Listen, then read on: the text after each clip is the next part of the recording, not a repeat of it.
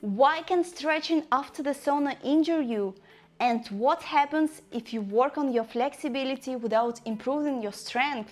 Today, I will discuss 3 common myths about stretching that can wreck your flexibility.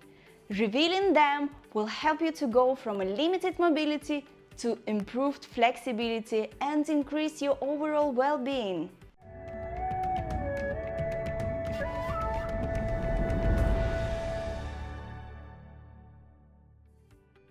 The first and the most common myth is that you don't need to warm up before stretching, because stretching itself is a warm-up. If you think that quickly stretching your hamstrings is a proper warm-up, you're totally wrong. A hot sauna is not the answer either. And let me explain you why these methods are ineffective. A proper warm-up is necessary to activate not only your muscles, but also your nerves and fascia. Fascia is the tissue that surrounds all your muscles, working much like a cling wrap on a sandwich. It ensures that everything moves together. Unlike muscles, fascia isn't as elastic and requires way more time to become adequately prepared for stretching. The same applies to nerves, which need to glide smoothly between muscles to prevent pain and restriction during stretches. Another myth is that short holds in static stretchings are effective. In static stretching, there is no muscle activation. You should just let your gravity bring your body weight toward the floor. There should be no resistance, especially in your brain, which requires activation of your parasympathetic nervous system. This system is in charge of the rest and digest response, while the sympathetic system activates the fight or flight mode. So that's why people with high cortisol levels or those who are chronically stressed tend to hold their muscles tight and shrink. Take a deep breath in for 4 counts and deep breath out for 8 counts.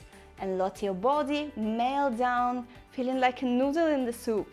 When you don't hold a static stretch for long enough, your body just doesn't have time to adjust, to relax, and to send these necessary signals to your brain that it's all okay. As a result, you might feel resistance from your muscles as they protect you from overstretching. Do not compare yourself to others. People who can sit in splits for minutes have worked long and hard to get there. For beginners, I suggest holding stretches for 30-45 seconds and then progressively working towards longer and longer holds. If you go for a long hold directly, your body will begin to work against you to prevent injury by contracting the muscle, even though you're trying to lengthen it. And another very important thing: only stretch to feeling of tension, never pain. Pain is a serious message from your body and should always be listened to. So just stop stretching if you feel the pain. And the third myth about flexibility is that dynamic stretches are not so important. But actually they are. Our muscles are built from fibers, and not all fibers activate to elongate when we stretch, which is why we feel tightness and soreness.